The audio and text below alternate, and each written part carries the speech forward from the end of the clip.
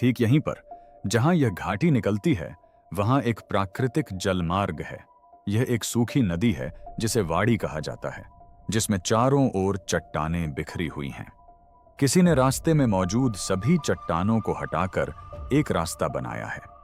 विज्ञान और धर्म में ध्यान आकर्षित करने वाली एक रोमांचक खोज में नए साक्ष्य सामने आए हैं जो एक प्राचीन कहानी को स्पष्ट कर सकते हैं। ये हैं सदियों से लाल सागर पार करने का प्रमाण खोजना पुरातत्वविदों, इतिहासकारों और बाइबल विद्वानों के लिए चुनौतीपूर्ण रहा है, लेकिन हाल के तकनीकी विकास और पानी के नीचे की खोजों के लिए धन्यवाद।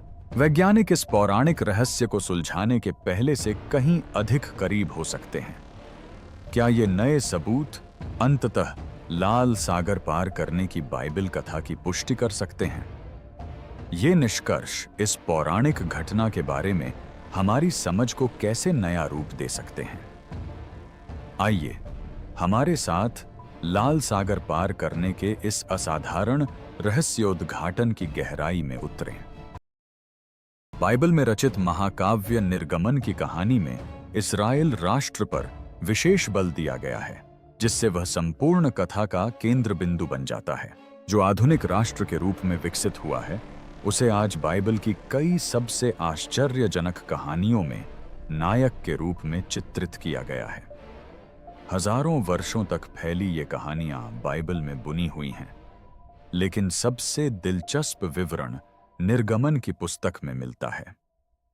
निर्गमन की पुस्तक, जिसका नाम ग्रीक शब्द प्रस्थान के नाम पर रखा गया है, इस्राएलियों की मिस्र से कनान तक की नाटकीय यात्रा का सजीव वर्णन करती है।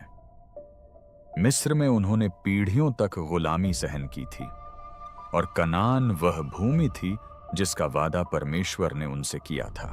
यह यात्रा न केवल बाइबल के इतिहास में एक महत्वपूर्ण घटना है, बल्कि कई धार्मिक परंपराओं में भी एक आधारभूत कहानी है। निर्गमन की पुस्तक में दर्ज सबसे असाधारण घटनाओं में से एक है फिरौन के दमनकारी शासन से इस्राएलियों की मुक्ति। यह कहानी उन 10 विपत्तियों के लिए प्रसिद्ध है जो परमेश्वर ने मिस्र पर फिरौन को इस्राएलियों को रिहा करने के लिए राजी करने हेतु भेजी थीं। इन विपत्तियों में नील नदी का रक्त में परिवर्तित होना, टिड्डियों के झुंड और मिस्र के पहलौठों की मृत्यु शामिल थी। नाटकीय चरमोत्कर्ष तब आता है जब फराओ अंततः इस्राएलियों को जाने देता है, लेकिन फिर अपना मन बदल लेता है और अपनी सेना के साथ उनका पीछा करता है।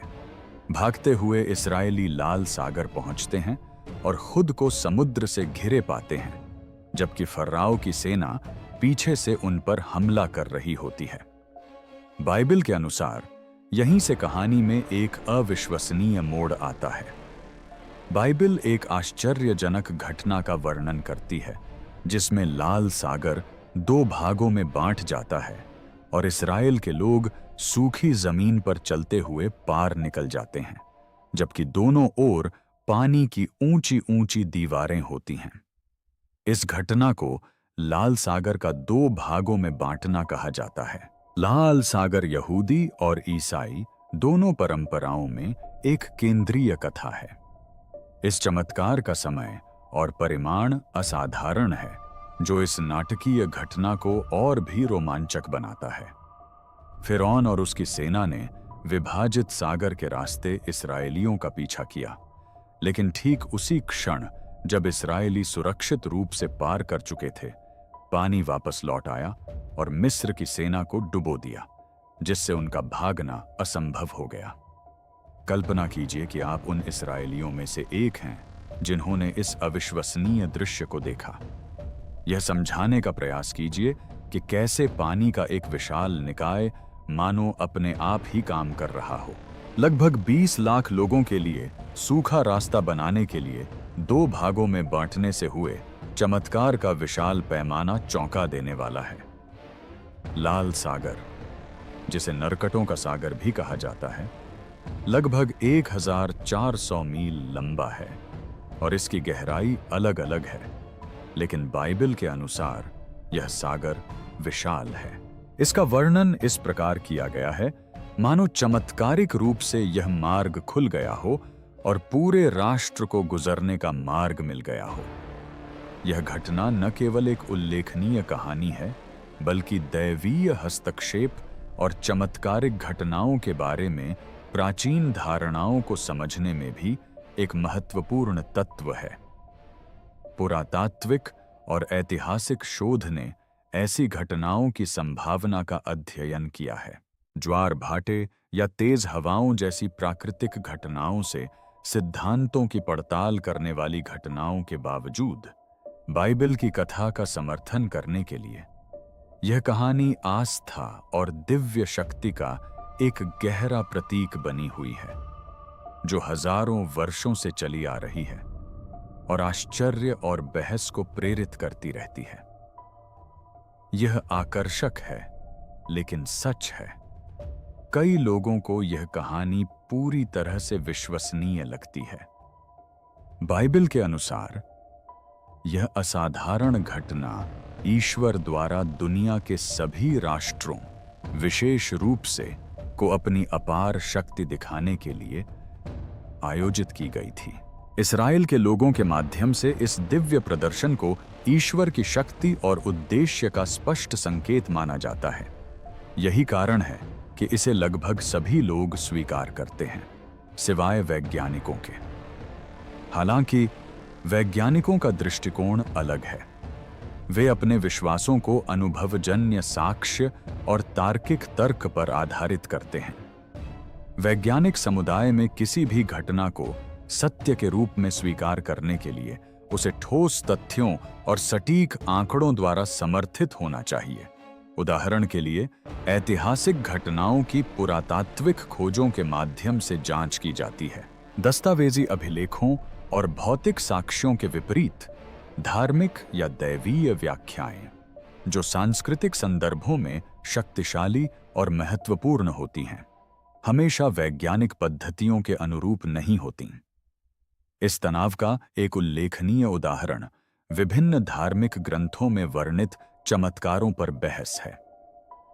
वैज्ञानिक इन घटनाओं के लिए प्राकृतिक व्याख्याएं और प्रत्यक्ष साक्ष्य खोजते हैं। एक प्रसिद्ध उदाहरण बाइबल में वर्णित लाल सागर का विभाजन है, जिसे कुछ वैज्ञानिकों ने ज्वालामुखी विस्फोट जैसी प्राकृतिक घटनाओं के माध्यम से समझाने का प्रयास किया है। तेज हवाएं, हालांकि जब तक ऐसी घटनाओं को स्थापित वैज्ञानिक नियमों द्वारा स्पष्ट नहीं किया जाता, तब तक वे विवादास्पद बनी रहती हैं। समझ की खोज जारी है। शोधकर्ता प्राचीन ग्रंथों का अध्ययन कर रहे हैं, प्रयोग कर रहे हैं और ऐतिहासिक वृत्तांतों और वैज्ञानिक व्याख्याओं के बीच की खाई को पाटने के लिए डेटा का विश्लेषण कर रहे हैं, जब तक कि ठोस सत्यापन योग्य प्रमाण नहीं मिल जाते। विज्ञान के नियमों को चुनौती देने वाली कहानियां बहस और जिज्ञासा को जन्म देती रहेंगी। लाल सागर पार करने के पीछे की सच्चाई, तीसरे सागर की कहानी, समुद्र का दो भागों में बांट जाना वाकई बहुत बहस का विषय है। और यह समझना आसान है कि यह धारणा कि कोई महासागर अपने आप दो भागों में बांट सकता है काफी असाधारण है और भौतिकी और भूविज्ञान की हमारी वर्तमान समझ के विपरीत है। सबसे पहले, ऐसा कोई वैज्ञानिक नियम या सिद्धांत नहीं है जो किसी महासागर के अपने आप दो भागों में बांटने के विचार का समर्थन करता हो। पृथ्वी की भौतिक प्रक्रियाओं को नियंत्रित करने वाले बल, जैसे गुरुत्वाकर्षण और समुद्री धाराएं, ऐसे परिदृश्य के विरुद्ध कार्य करेंगे। उदाहरण के लिए, गुरुत्वाकर्षण, जो एक मूलभूत बल है, निरंतर खींचता है। पृथ्वी के केंद्र की ओर सब कुछ एक ही स्थान पर रुकता या कमजोर नहीं होता। लाल सागर के विभाजन की प्रसिद्ध बाइबल कथा को ध्यान में रखते हुए, जिसका अक्सर इन चर्चाओं में उल्लेख किया जाता है, यदि लाल सागर विभाजित होकर पानी की विशाल दीवारों वाला एक मार्ग बनाता, तो इसमें शामिल बल बहुत ही भयावह होता। कुछ अनुमानों के अनुसार लोगों और जानवरों के भार को संभालने के लिए पानी की दीवारों की ऊंचाई 100 फीट से अधिक होनी चाहिए। गुरुत्वाकर्षण के कारण ढहने से बचाते हुए ऐसी संरचना को बनाए रखना एक चुनौती होगी। यह एक बहुत बड़ी चुनौती है। इसके अलावा ज्वार भाटे या सुनामी जैसी वास्तविक जीवन की घटनाएं अस्थायी बाढ़ का कारण बन सकती हैं, लेकिन वे समुद्र में चलने योग्य स्थिर मार्ग नहीं बना सकती। इसी तरह की घटनाओं पर किए गए शोध से पता चलता है कि बड़ी लहरें या भूकंपीय गतिविधि पानी के स्तर में थोड़े समय के लिए बदलाव ला सकती हैं, लेकिन वे वर्णित चमत्कारी परिस्थितियां उत्पन्न नहीं करती। कुछ लोगों का मानना है कि ऐसी घटना की व्याख्या किसी दैवीय या अलौकिक शक्ति द्वारा की जा सकती है, लेकिन वैज्ञानिक इसे अनुभवजन्य साक्ष्यों के माध्यम से सत्यापित नहीं कर सकते। उदाहरण के लिए, आधुनिक विज्ञान पुनरुत्पादित प्रयोगों और अवलोकन योग्य आंकड़ों पर निर्भर करता है, और जब तक ठोस सबूत नहीं मिल जाते, दैवीय हस्तक्षेप इसके दायरे से बाहर है। यह विचार कि एक महासागर 2 भागों में बंट सकता है और लाखों लोगों को सूखी जमीन पर चलने की अनुमति दे सकता है, एक आकर्षक लेकिन विवादास्पद विषय बना हुआ है। कई पुरातत्वविदों और विद्वानों का मानना है कि पलायन के दौरान शासन करने वाला फिरौन बाइबल के वर्णन के अनुसार पानी के नीचे फंसा नहीं था, बल्कि उन्होंने प्रस्ताव दिया कि वह आगे बढ़ सकता था। मिस्र के बंधनों से इस्राएलियों के मुक्त होने के बाद भी फिरौन ने कई वर्षों तक शासन किया। यह परिकल्पना ऐतिहासिक अभिलेखों और शिलालेखों पर आधारित है, जो यह संकेत देते हैं कि फिरौन का शासनकाल मिस्र से पलायन की घटना से आगे भी बढ़ सकता था। उदाहरण के लिए, कुछ शोधकर्ता फिरौन की सेना के सामूहिक रूप से डूबने के निर्णायक पुरातात्विक साक्ष्यों की कमी की ओर इशारा करते हैं, जिससे बाइबल की कहानी की ऐतिहासिक सटीकता पर बहस छिड़ गई है। यह भी सुझाव दिया गया है कि फिरौन का शरीर शायद या तो वह वापस आ गया होगा या उसकी सेना के पानी में फंस जाने के दौरान वह जमीन पर ही रहा होगा। इन परस्पर विरोधी विचारों को सुलझाने के लिए वैज्ञानिकों और इतिहासकारों ने व्यापक जांच की है, जिसमें पानी के नीचे खुदाई और प्राचीन ग्रंथों का विश्लेषण शामिल है। उनका लक्ष्य पलायन और उसके ऐतिहासिक संदर्भ के बारे में अधिक सबूतों को उजागर करना है। हालांकि यह कार्य आज की उन्नत तकनीक और प्राचीन दुनिया के बीच व्यापक अंतरों के कारण जटिल है। समुद्र के माध्यम से उस सटीक मार्ग का पता लगाना जो संभवतः हमेशा से मौजूद रहा हो, मुश्किल है। 4000 से अधिक वर्षों का इतिहास अकाबा की खाड़ी का अध्ययन करने वाले वैज्ञानिकों के लिए एक बहुत बड़ी चुनौती है। लाल सागर पार करने के सटीक स्थान का पता लगाना अत्यंत महत्वपूर्ण है। सौभाग्य से बाइबल जैसे प्राचीन ग्रंथों में पार करने के स्थल का उल्लेखनीय रूप से विस्तृत वर्णन मिलता है। इन वर्णनों ने खोज को मिस्र के आसपास के विशिष्ट क्षेत्रों तक सीमित कर दिया है, जिससे एक मूल्यवान मार्गदर्शक प्राप्त हुआ है। इन प्राचीन वृत्तांतों के अनुसार यह पार करने की घटना कम से कम 2000 फीट की गहराई वाले एक विशाल जल निकाय में हुई होगी।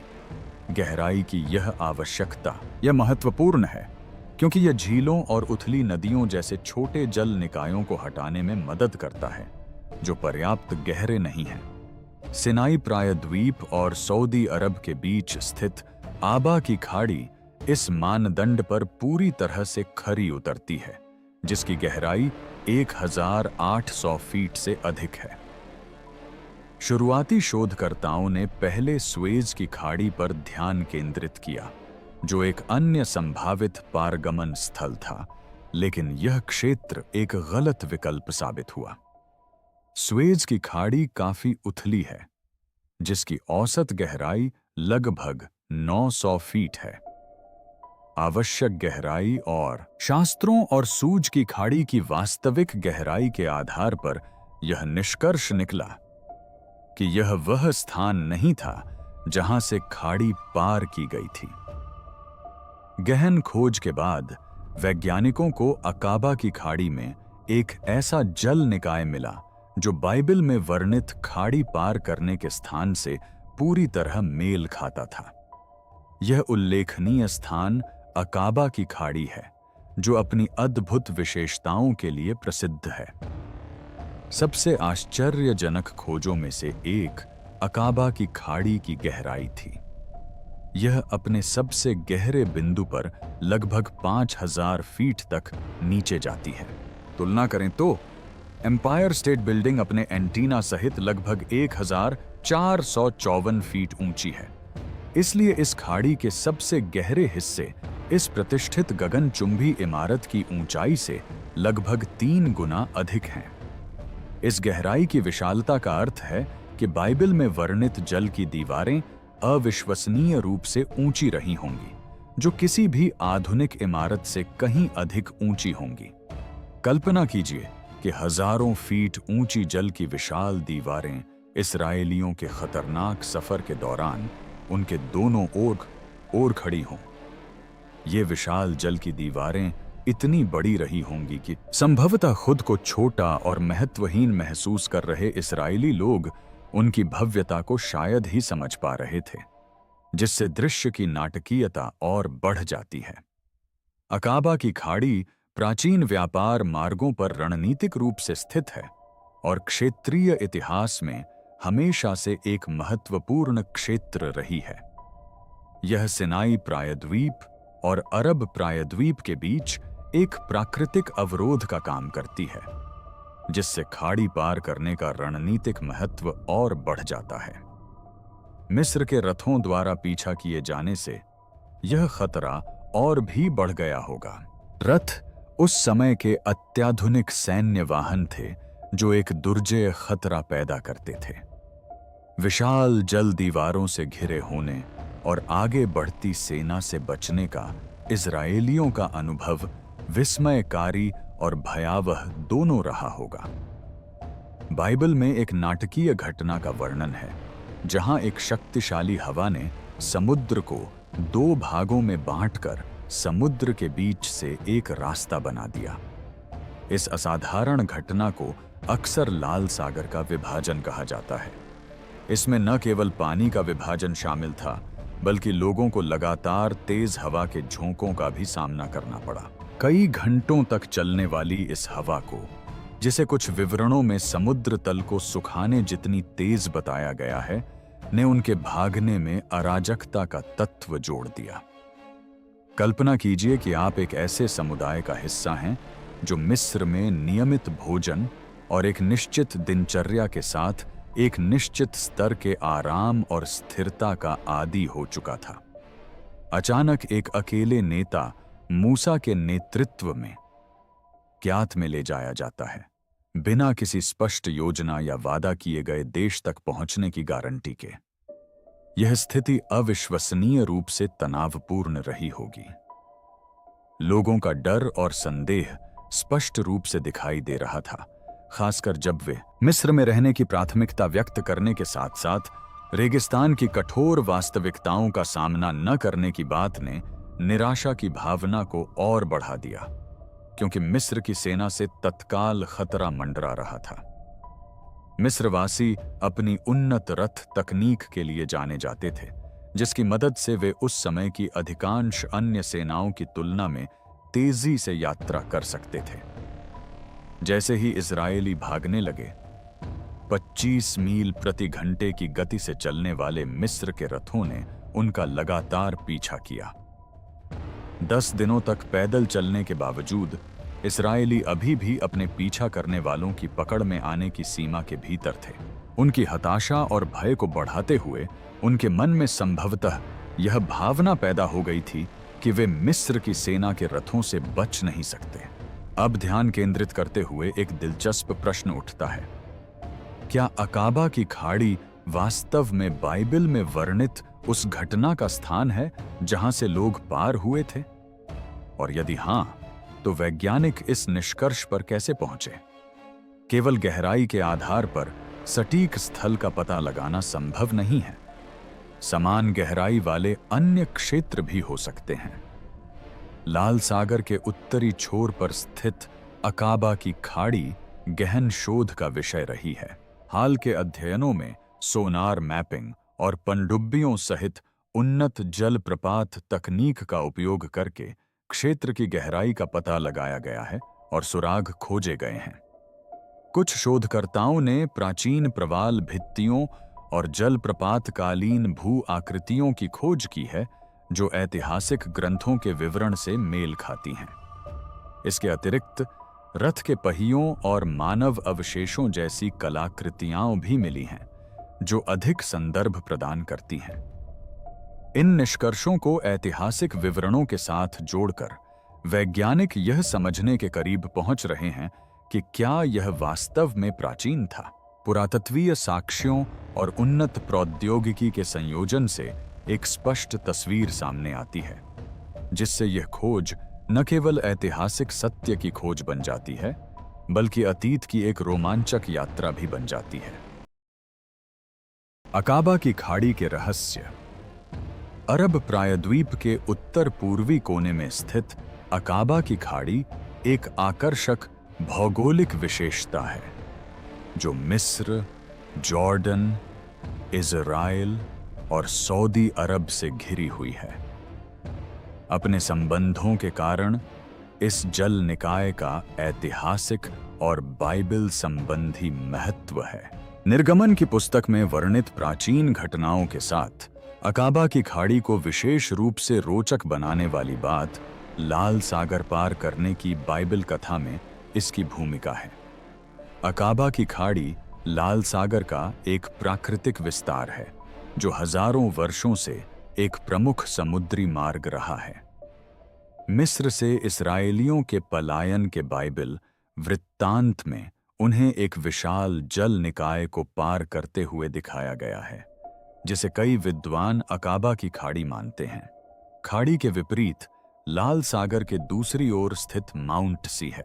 परंपरागत रूप से इस क्षेत्र को वह स्थान माना जाता है जहां मूसा को 10 आज्ञाएं प्राप्त हुई थीं। माउंट सी के निकट स्थित यह खाड़ी इस सिद्धांत का समर्थन करती है कि यहीं से लाल सागर पार किया गया था।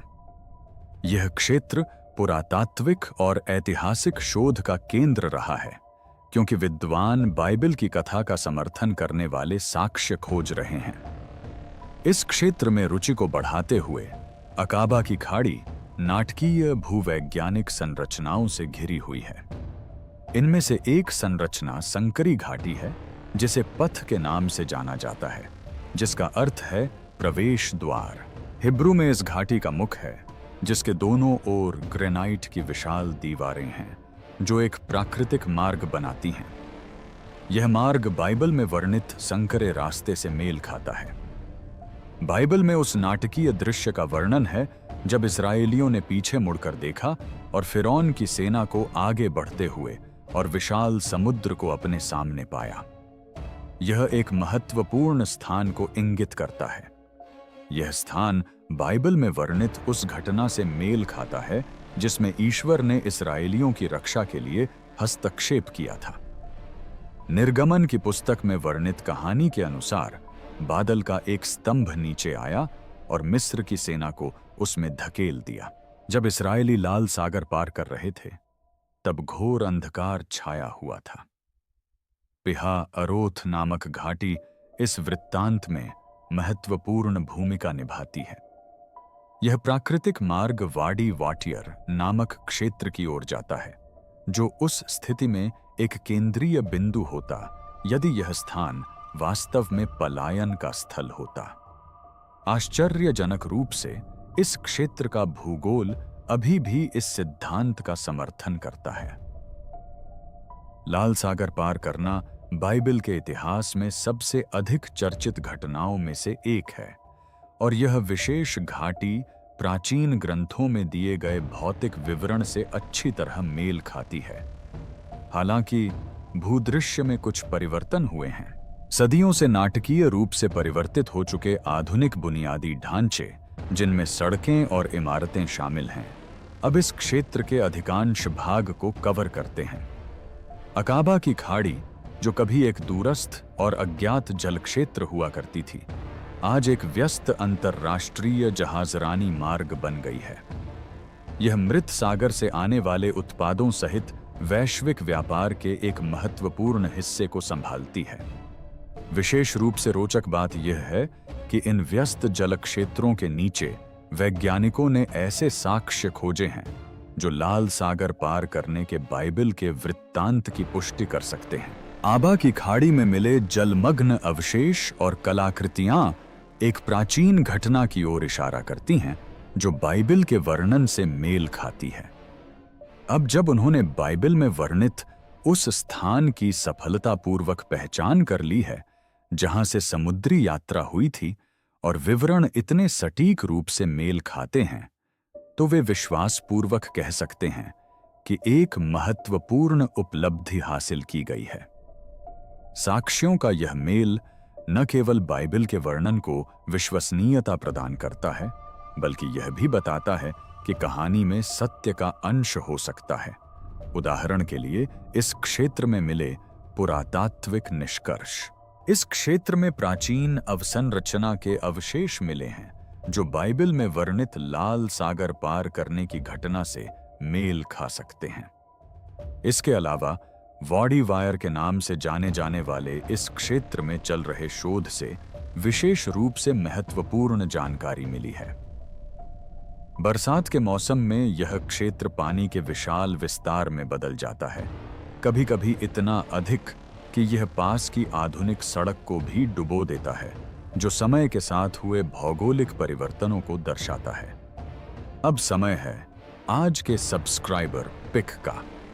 सदियों से लाल सागर पार करने की कहानी को हाशिए पर रखा गया था। मिथकों और किंवदंतियों के दायरे में संशयवादियों ने इसे महज लोक कथा कहकर खारिज कर दिया, जबकि विश्वासियों ने अटूट आस्था के साथ इस कहानी को थामे रखा।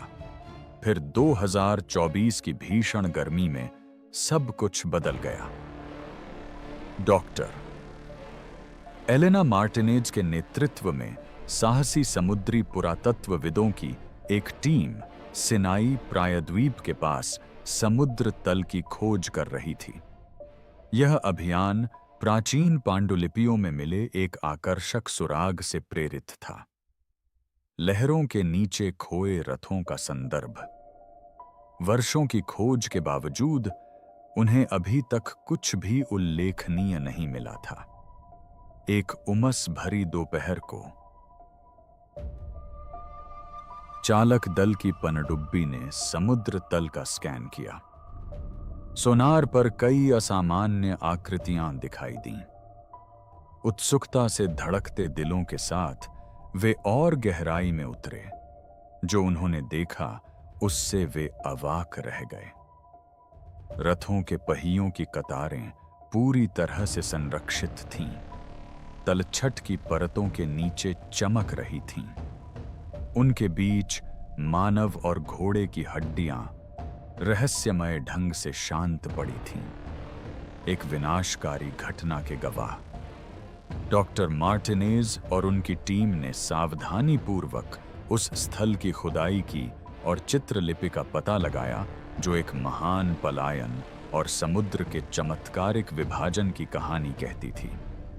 डिस्कवरी में मुकुट एक था। मूसा के नाम से खुदे हुए सुनहरे ताबीज को देखकर दुनिया भर की मीडिया उस जगह पर उमड़ पड़ी और इस कहानी ने लाखों लोगों को मोहित कर लिया। वैज्ञानिकों, इतिहासकारों और धर्मशास्त्रियों ने निष्कर्षों पर बहस की, लेकिन एक बात निर्विवाद थी।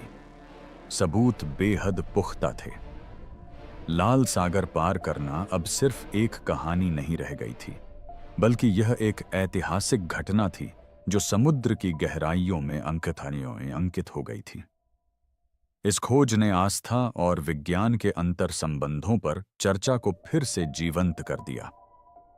मतभेदों को पाटते हुए प्राचीन अतीत की नई खोजों को जन्म दिया। जैसा कि डू मार्टिनेज ने देखा, चमकती कलाकृतियों को देखकर वह विस्मय से भर उठी। उन्होंने न केवल अवशेषों को खोजा था, बल्कि मानवता के साझा इतिहास का एक टुकड़ा भी खोज निकाला था।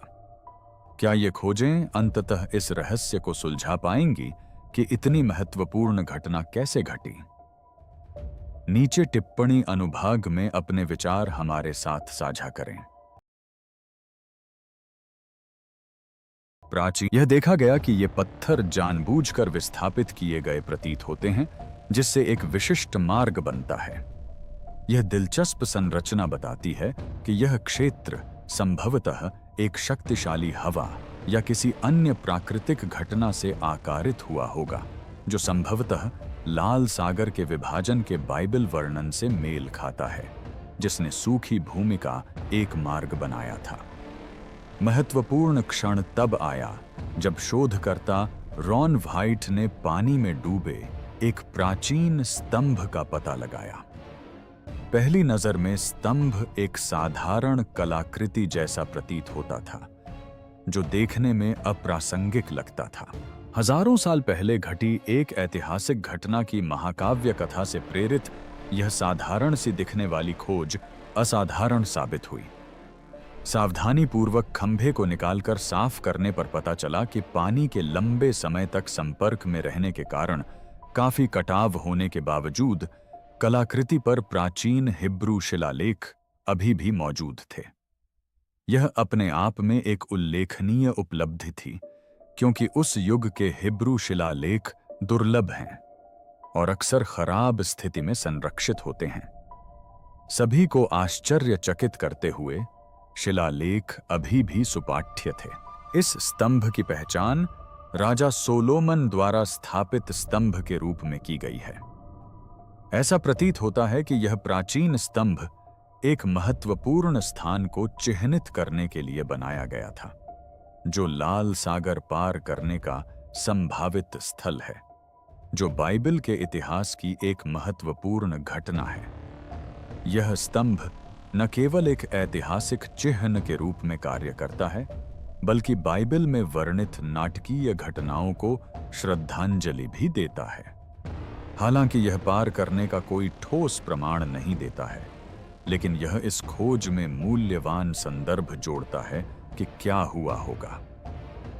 लाल सागर से जुड़ा एक विशेष रूप से दिलचस्प सुराग। क्रॉसिंग एक अनोखी प्रजाति की मछली है जो आबा की खाड़ी के नीचे पाई जाती है। यह क्षेत्र इसलिए महत्वपूर्ण है क्योंकि यह लाल सागर का हिस्सा है, जहां कई लोगों का मानना है कि बाइबल में वर्णित क्रॉसिंग की घटना घटी थी। इस खाड़ी की गहराई में खोज कर रहे वैज्ञानिकों ने मछली की एक ऐसी अनूठी प्रजाति की खोज की है जो दुनिया में कहीं और नहीं पाई जाती। स्थानीय लोग इसे मूसा की आत्मा कहते हैं, जिससे इस खोज का सांस्कृतिक महत्व और भी बढ़ जाता है। इस मछली को असाधारण बनाने वाली बात इसकी आंखों की स्थिति है, जबकि अधिकांश मछलियों की आंखें उनके शरीर के विपरीत दिशाओं में होती हैं। इस प्रजाति की मछलियों की दोनों आंखें एक ही तरफ स्थित होती हैं। इस असामान्य विशेषता ने स्थानीय लोक कथाओं को जन्म दिया है।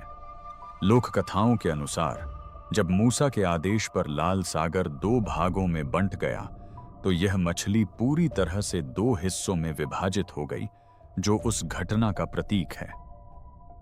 जब पुरातत्वविदों ने अकाबा की खाड़ी की गहराई में खुदाई की, तो उन्हें लाल सागर पार करने की पौराणिक घटना के बारे में कुछ चौंकाने वाले सच पता चले। सदियों से लोग इस्राएलियों को पानी में एक चिकने सीधे रास्ते पर चलते हुए देखते आए हैं।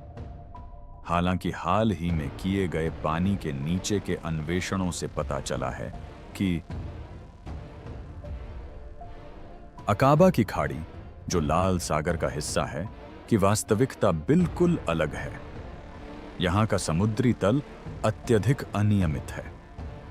उन्नत सोनार तकनीक और पनडुब्बियों का उपयोग करते हुए वैज्ञानिकों ने पाया कि समुद्र तल खड़ी पानी के नीचे की घाटियों, चोटियों और पठारी तलों से चिह्नित है। कुछ क्षेत्र अविश्वसनीय रूप से गहरे हैं, जिनकी गहराई 1800 फीट से अधिक है, जबकि अन्य सतह की ओर तेजी से ऊपर उठते हैं। यह असमान भूभाग बताता है कि यह यात्रा कोई साधारण सैर नहीं थी। इस्राएलियों को डूबी हुई पहाड़ियों के एक खतरनाक भूभाग से होकर गुजरना पड़ा होगा, और घाटियां यात्रा को पहले की कल्पना से कहीं अधिक जटिल बना देती हैं। इसके अलावा भूवैज्ञानिक अध्ययनों से पता चला है कि अकाबा की खाड़ी का निर्माण भूमध्य सागर में विवर्तनिक गतिविधि के माध्यम से हुआ था, जिसकी वर्तमान गहराई और संरचना लाखों वर्षों से प्लेटों के खिसकने का परिणाम है।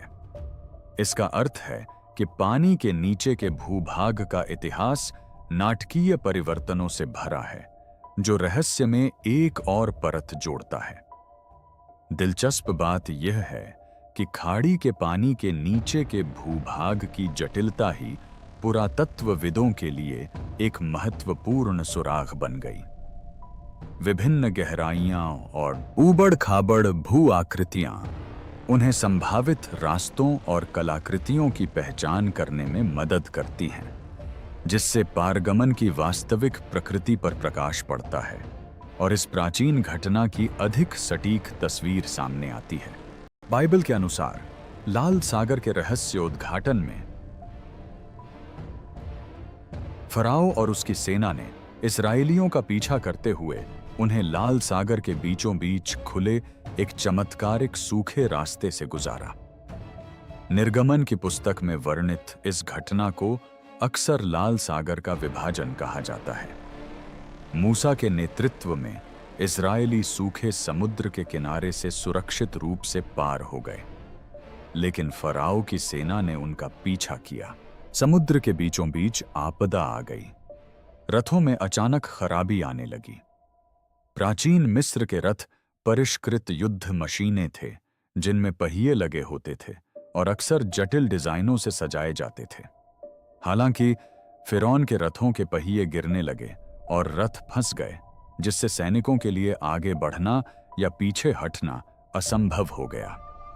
यह खराबी समुद्र तल में अचानक बदलाव या किसी अलौकिक शक्ति के कारण हो सकती है, जैसा कि बाइबल के वृत्तांत में वर्णित है। वापस लौटते समय उन्होंने रथों और सैनिकों को अपने वश में कर लिया।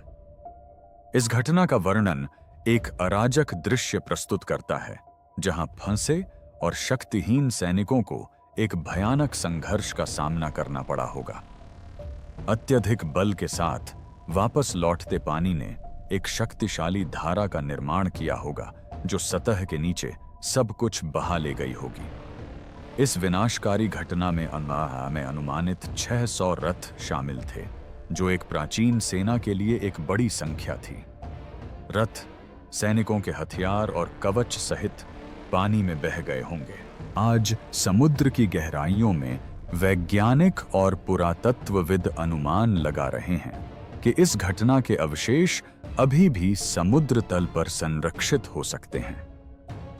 शोधकर्ता आबा की खाड़ी के किनारे संभावित स्थलों की खोज कर रहे हैं, जहां कुछ लोगों का मानना है कि यह पारगमन हुआ होगा, ताकि रथ के पहिए, भाले, तलवारें और कवच के टुकड़े जैसी कलाकृतियां मिल सकें। पानी के नीचे पुरातत्व ने इस क्षेत्र में प्राचीन काल की विभिन्न कलाकृतियों, जैसे मिट्टी के बर्तन और औजारों का खुलासा किया है, जिससे पता चलता है कि फिरौन की सेना के अवशेषों की खोज करना असंभव नहीं है। हाल ही में हुई खोजों ने लाल सागर पार करने की प्राचीन कहानी का समर्थन करने वाले ठोस सबूत प्रदान किए हैं, जो पहले पूरी तरह से अविश्वसनीय लगती थीं। यह रहस्योद्घाटन उन लोगों के लिए एक बड़ी सफलता है जो लंबे समय से बाइबल की कथा में विश्वास करते आए हैं। पुरातत्वविदों ने लाल सागर में गहरे समुद्र में अन्वेषण किया और घटना के समय की उल्लेखनीय कलाकृतियों को खोजा। इन खोजों में लगभग 3500 वर्ष पुराने रथ के अवशेष भी शामिल थे। उन्हें अलग अलग पहिए भी मिले। उनके रथ मानव अवशेष, जो सैद्धांतिक रूप से विभिन्न स्रोतों जैसे कि जहाज के मलबे से आ सकते हैं, घोड़ों के कंकालों का एक ही पानी के नीचे के स्थान पर बड़ी मात्रा में मिलना बहुत कम संभावना है। इन हड्डियों की उपस्थिति से पता चलता है कि वास्तव में बड़ी संख्या में घोड़े और रथ समुद्र में खो गए थे, जो बाइबल की कथा से काफी मेल खाता है। दिलचस्प बात यह है कि पानी के नीचे के पुरातात्विक स्थल से मूंगे से ढकी कलाकृतियां भी मिलीं, जिनमें प्राचीन हथियारों और औजारों के हिस्से भी शामिल हैं। ये निष्कर्ष बताते हैं कि यह स्थल किसी प्राचीन संघर्ष का युद्ध क्षेत्र या तैयारी स्थल रहा हो सकता है। इस खोज ने न केवल एक प्रसिद्ध ऐतिहासिक वृत्तांत का समर्थन करने वाले भौतिक प्रमाण प्रदान किए हैं, बल्कि प्राचीन मिस्र के युद्ध और प्रौद्योगिकी पर शोध के लिए नए रास्ते भी खोल दिए हैं। इस खोज को और भी रोचक बनाने वाली बात यह है कि पुरातत्वविदों ने अभी तक सभी प्रमाणों का पता नहीं लगाया है। सैकड़ों कलाकृतियां अभी भी पानी के नीचे दबी हुई हैं और खोजे जाने की प्रतीक्षा कर रही हैं। दिलचस्प बात यह है कि अकाबा की खाड़ी विशाल लाल सागर का हिस्सा है। सदियों से इतिहासकारों, वैज्ञानिकों और धार्मिक विद्वानों को मोहित करने वाली बाइबल में वर्णित लाल सागर पार करने की कहानी इस क्षेत्र की भौगोलिक विशेषताओं से आश्चर्यजनक रूप से सटीक रूप से मेल खाती है। पानी के नीचे के भूभाग में एक भूमिगत पुल भी शामिल है, जिसके बारे में कुछ लोगों का मानना है कि इसका उपयोग लाल सागर पार करने के दौरान किया गया होगा। इसके अलावा अब तक मिले रथ के पहियों और पुर्जों का विश्लेषण किया गया है और उन्हें प्राचीन मिस्र, विशेष रूप से 18वीं राजवंश के समय का बताया गया है, जिसके बारे में माना जाता है कि यह उसी समय का है। मूसा के समय से संबंधित ये कलाकृतियां यूं ही पड़ी नहीं हैं, बल्कि इनका सावधानीपूर्वक अध्ययन किया गया है और संग्रहालयों में प्रदर्शित किया गया है, जो अतीत से एक ठोस जुड़ाव प्रदान करती हैं। लाल सागर पार करने के प्रमाण के रूप में वैज्ञानिकों द्वारा खोजे गए साक्ष्यों के बारे में आपके क्या विचार हैं? कृपया नीचे टिप्पणी में अपने विचार साझा करें।